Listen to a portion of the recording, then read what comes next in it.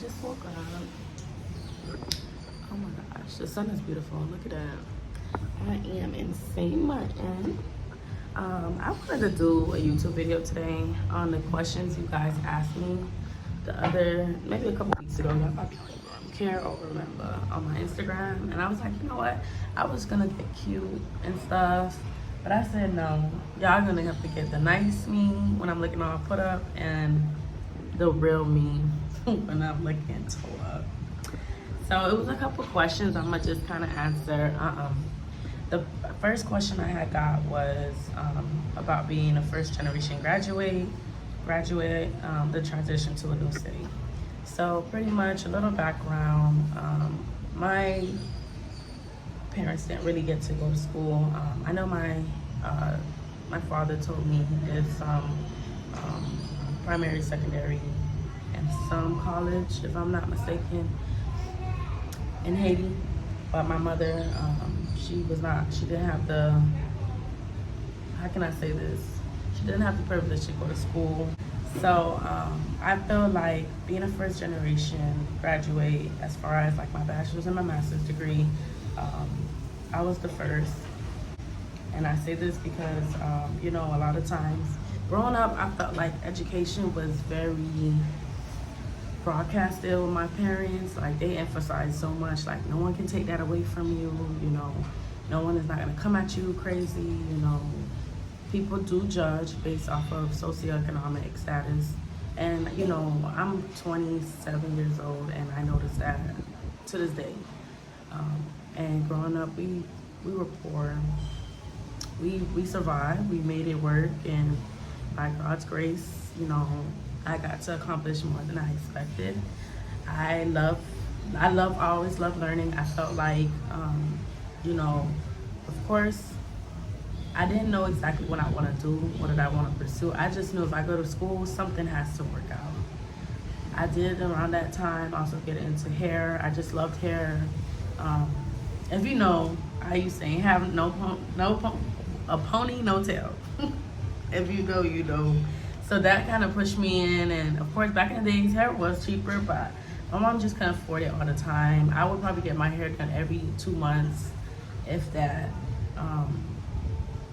But I definitely, that's what pushed me into hair and everything. But I definitely feel like, you know, school, I agree, it's not for everyone, but I do feel like one thing I can say is school can definitely help, depending on where you go. You have to find the demands of, you know, wherever you're living at. What is pretty much needed? What is important? And I feel like once you find that and something that you're interested in, everything else can work out in your favor. But that's up to you at the end of the day.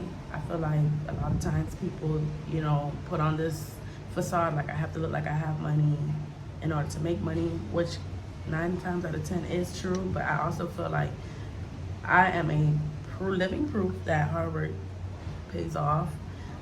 You know, of course, I feel like I've accomplished so much and still feel like I'm not doing enough, but I think it's just, you know, that fire in me. And I feel like once you have that fire in you, you know, it's in you. It's really in you.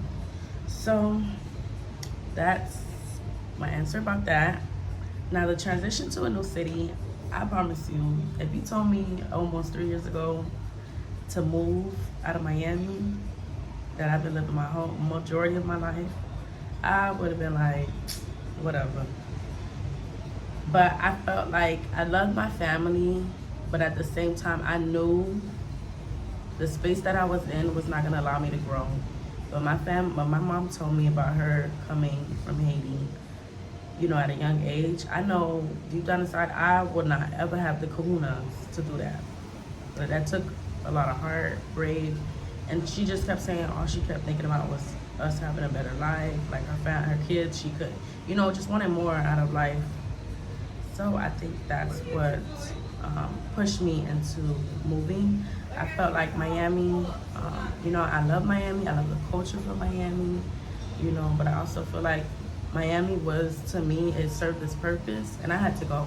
Like, it was crazy too. I wasn't even supposed to move to Orlando. I originally wanted to move to Georgia for some dumb reason. And then I was applying for different jobs. I did interview, and it was one interview I did. And mind you, I wasn't even graduating until the next. I did the interview in March. I wasn't graduating until August. And they literally was like, yeah, we're hiring you. And I'm sitting here like, oh, wow, I already got a job offer, and I didn't even graduate yet. Like, that's crazy. And, you know, I thought in the back of my head, like, okay, I'm good. You know, something happened. And I just was like, you know what, Georgia's out the question. I'm just going to go to Orlando. And mind you, I didn't even know what role I was going to really do. When I applied for the job I did, I just saw hospital. But baby, I didn't know it was a psych hospital. And, you know, thank God works in mysterious ways, because when I was doing my master's program, my clinicals was at a psychiatric hospital in Miami. And I was like, nothing in my mind ever told me, oh, apply for a psychiatric hospital. Nothing in my mind told me to look up the hospital and search the information about the hospital I was applying to. I just knew hospitals make more money in social work, so why not? Like, I already have my internship that pushed me in the door. So one thing led to another. Maybe a month later came, and it was time for me to move. And I didn't hear nothing from my job. I'm like, damn, like, they sent me the offer letter and everything, but I ain't hear nothing from them. So when I called, they were like, oh, we don't have any updates for this application. So I'm saying, like, I'm supposed to leave in less than a month, and y'all telling me I don't know if I'm gonna have a job. So I got discouraged. I felt like maybe I'm gonna have to just stay in Miami and make it work until I can move. Literally a week before it was time for me to move, I get a call, and the job is like, hey, you know, so-and-so, are you still coming to work next week to start Monday? I'm like, yes, I am. Mind you, I had nothing packed. I ain't even applied for an apartment. I just got my behind up and said yes, because I was just like, you know what, it is what it is. Like, I need to change my life. I feel like it starts with me. I feel like my family did have to sacrifice so much, and I love them dearly. And I want to try to at least take advantage of whatever I can to not only help me, but help them, because I feel like at the end of the day, like, I am a big family person. I love my family dearly. They've, you know, done so much for me in ways I can't even explain. And I just want to be, you know, I just want to be there for them, because they didn't have that safe space, you know. So literally, that same week I went to, that same week I had called a bunch of apartments in Orlando, and let me rewind back. So I did call a bunch of apartments, and then I went on a trip with my friends. I took like 4 of my friends. I said, hey, if y'all available, please, if y'all can drive with me, I'll cover the hotel. Only thing you guys have to pay is like $35 towards gas for the weekend. It's like 3 days in Orlando. And they were like, yes, and I was so happy, because I was like, I've been to Orlando once for like Walt Disney when I was like 19, but I've never went to Orlando to actually, like, you know how it is, what it is. I didn't know what I was walking into, honestly. So then I went with them, they went with me. I drove my car all the way over there. We had a good time, we ate, we laughed. And then we did do a couple house tours, and I was like, we seen a house and an apartment. And I was like, one apartment stuck out to me, and I was like, you know, I'm gonna apply to that one. I didn't really know what I was applying to. I just wanted a place to call home, you know, and I felt like that's my biggest thing when I was starting. I feel like a lot of times people get into this facade of, I have to have a high rise, I have to have a nice apartment. Start small. I started on a budget. If you know me, I'm always on a budget.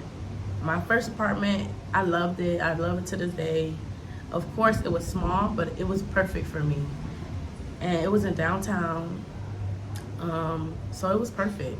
I literally, when I came back home, I applied that same week, and they called me that same couple days later, and they was like, hey, you're approved. And I was like, oh, God, it's too good. I didn't know. I knew my credit was okay, but I was just like, are they gonna really call me? Like, am I gonna get this? I start this job next week. I need this place tomorrow. And they was like, all you have to do is pay $500 deposit. In my head, I'm like, that's it. Because if you know you from Miami, first, second, last, third, fourth, fifth, it's serious. And he was like, no, your credit is good. Like, you just have to pay $500 deposit. I'm like, baby sayonara, that's perfect. So I did it right then and there. And literally, I was on my way to Orlando. Then I called my brother and I was like, "Hey, can you help me? Take the a U-Haul to my place." He was like, "Yeah, yeah, yeah." So, mind you, I've always, because I was so late. Like I said, it was less than a week. I had to get there for my new job. Literally the day of, U-Haul is like, "Hey, we only have one truck, and it's 450." I'm like, damn, I waited too late. But I got it. Called my brother. My brother said something happened. He couldn't take me. I was already getting frustrated. My mom was like, "You see, maybe this guy telling you to stay. Like, why do you want to even leave?" I'm like, "Mommy, I'm not getting this truck with or without you, boo. What you talking about?" I sure did. I put all my one room, bedroom stuff in the truck with the help of my mom and everybody. And I had put, on the back of the truck, I put my car. And my mom was like, "You really driving by yourself?" I said, "Yes. I ain't ever drive a truck in my life, but today we gonna learn." And my mom was like, "Oh no, I can't let you go by yourself." So my mom came and we drove for 4 hours. I was nervous because driving not only just the U-Haul truck, but back of the car, I had to also keep looking at my rearview mirror just to make sure nobody get hit, or be careful when swerving into lanes and stuff. And I got to my place. It was amazing. My mom helped. My mom gave me some items. I brought everything I got from home. I bought some stuff a little bit from OfferUp, and I did what I had to do. So and it goes to show you, like, if you really want something, you go after it. I feel like that was the best decision I ever made in my life. Like, I get so emotional. I shouldn't even be crying right now, but I get so emotional because I don't really share too much with people about my life, but my family have been through a lot. And, I've grown up on, government assistance. I'm not ashamed anymore. We've experienced being homeless before.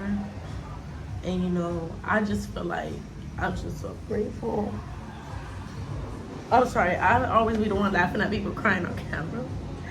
But I did not know this would touch me. And I just feel like I'm so grateful to God. Like, I love that now I'm in over 2.5 years here. And I've met wonderful people. I have been able to save money and invest into different, assets. Of course, I'm just a social worker, but little by little, I'm trying. I'm still growing my hair business. I'm still learning. I'm still, failing. But I'm happy I'm failing because it's also teaching me to learn. Because I'll take a step back and I'm like, hey, let me invest in this to learn into. Let me do this. And I think that's what makes this whole journey beautiful because, it's like a lot of times people, in general, people go for a certain thing for their own reasonings. And I think for me, it's always been pure. It's always been, good intention. I'm always that person. Like, if you need something, I'm there for you. And I felt like I'm so grateful. Even though it was a hard transition, my family, my friends were there for me.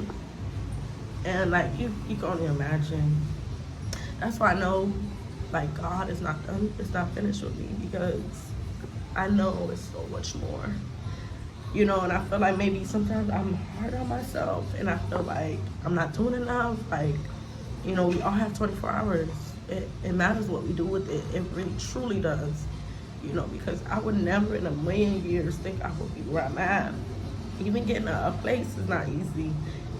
Credit, all of that. Having food in the refrigerator, buying furniture. Like, I literally, when I came, initially, I literally came up maybe if that $2,000. And I was like, damn, what am I gonna do? And it was crazy. My previous job, they were like, hey, you have so-and-so.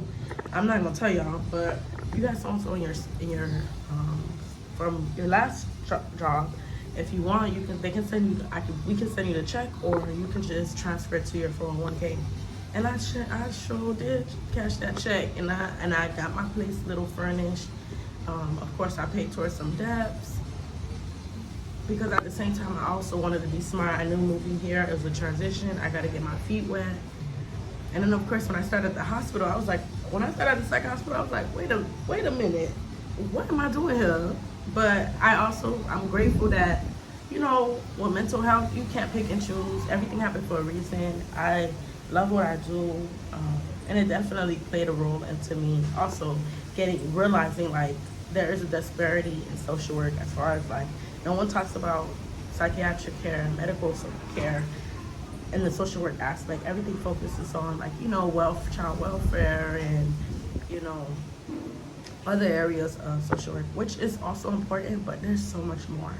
And one thing I try to do is capitalize as much as I can with my career, because I feel like you have to make that opportunity for yourself. No one is going to come. So the last question before I get ready to go out and get dressed is the dating pool. It's the dating pool and the things no one tells you about running a business. So first off, dating pool. The dating pool, I want to say it sucks. And I don't think it sucks as far as like people. I think it's just the fact that I haven't been in the rooms that were meant for me yet, if that makes sense. I feel like I thought about it in this aspect. I remember when I was in school, when I was in like elementary school, and it was this whole wave. People were like pretty much dating one another or kissing, which was crazy. But I knew like my parents didn't play that, so I was kind of not on that. And I remember like people were dating people, the same people as the next person. It was just nasty. But I felt like the reason why people were doing that because everyone knew everyone in the same space. So it's like, of course, if you're not in another space, you're not gonna think, oh, there's something better. And I felt like I've been in that constant battle where I would be with someone and then I'm like, damn, I'm not gonna find no one better than this person because they do something, and it could be the bare minimum, but because I really didn't date, I feel like growing up I was groomed. And I don't want to say groomed in that sense, but I feel like my mom just talked about you being a wife and you doing this is your role, stick to that role. If you're not this way, a guy won't want you and all this stuff. So in my head I'm like, I got it as do whatever a guy tell you to do and make him happy. But I didn't really know what, you know, about myself. And I feel like that's typically what dating is now that I'm older. I notice like you have to find someone that works with you, that likes you. And I feel like that's where I'm at. So I just feel like the dating pool not necessarily is bad. It's just not, I'm not in the space that I should be in. I feel like I've dated a few guys, and you know, one after the other always been better than the last, and I'm like, oh wow, this can't get any better. And it made me realize, no, it gets even better. It's just the fact that, for instance, when I moved, I met someone different that showed me different, that introduced me to different things, that, you know, that did more than I expected, and at the same time, vice versa, me too.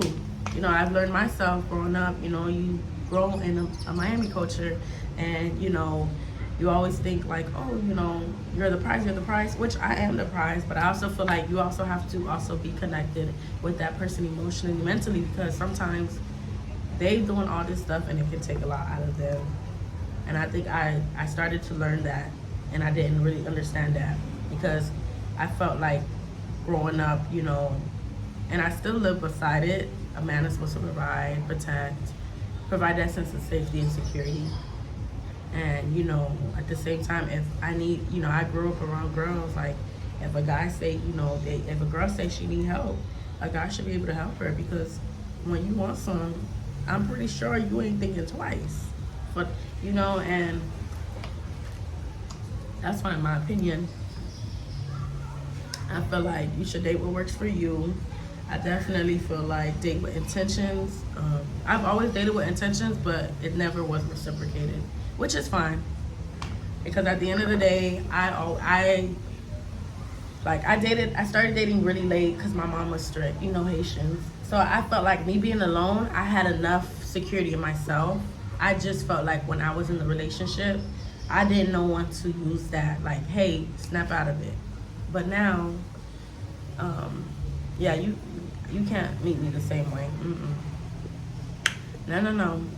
And then the next one is the things someone tells you about running a business.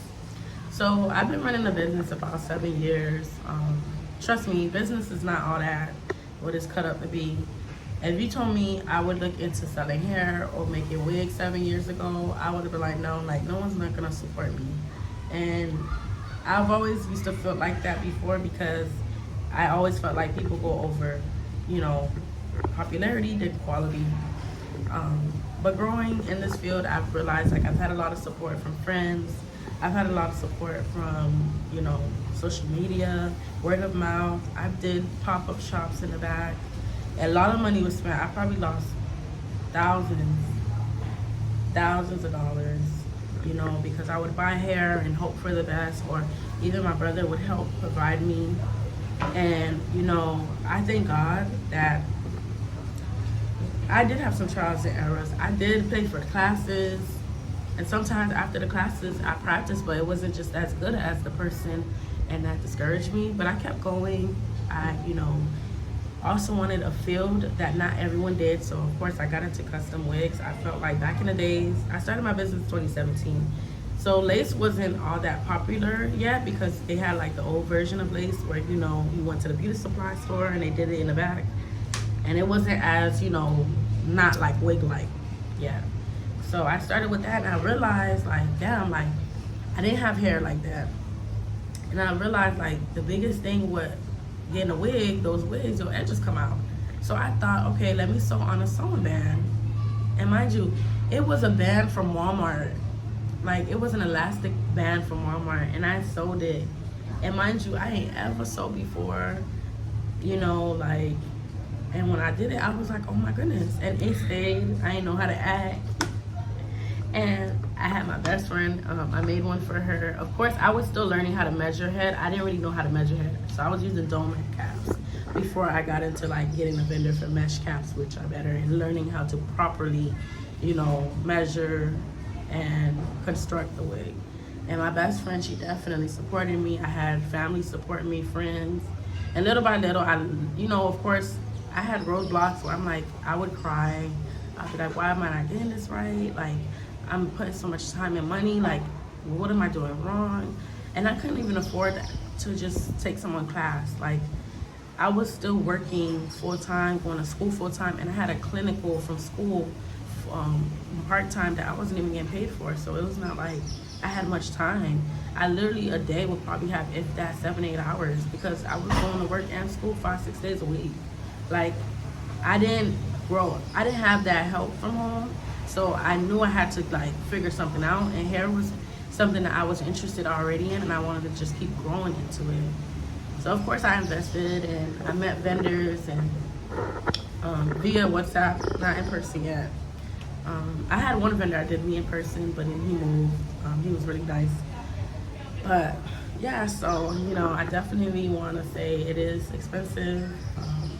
I learned how to make a EIN by myself. I took a marketing class when I was in college to my advantage. I had graduated a year early, and they were like, well, you still need to fill these gaps. So I took like 4 courses for marketing and, you know, different things like that. And I used that information to help my business. I was able to make my own website. I was able to make my own EIN because people be charging. I was able to make my own.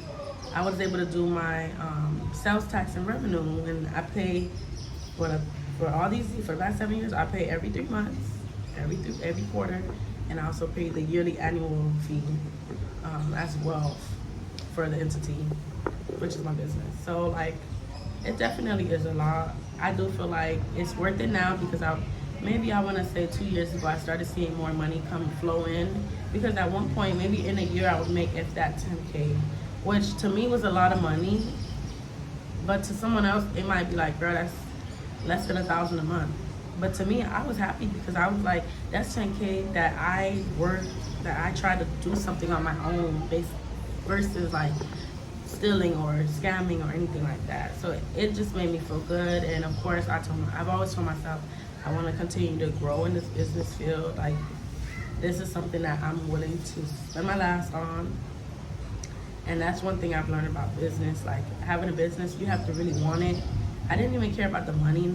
I want to say I really cared about trying to make an impact. I feel like, you know, growing up, I didn't have hair. There's people, you know, that have hair loss.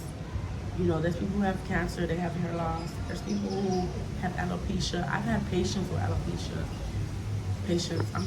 Clients with alopecia that came to me to make a wig for them. You know, pretty much seeing how she was happy with her unit. Like, she was not playing. You know, when I came to her, she was nervous at first about showing me her hair, which, you know, I can understand someone with alopecia. This is something, you know, personal and emotional to you. And she allowed me to be in her safe space, and I think that's what I loved about the whole experience, was empowering her, seeing her excitement after I would help her put the wig on, how to keep up the maintenance. You know, of course, when you buy a wig from me, it comes with a year-long maintenance, you know, these different perks. And I just feel like it definitely showed me, like, you know, I want to be a woman's woman. Does that make sense? A girl's girls, I guess everyone says. So yeah, I definitely feel like if you do want to start a business, it definitely has to have a foundation. And, you know, what's the end goal of it? Is it just to make money or to make an impact? And even if it's both, that's even better than none.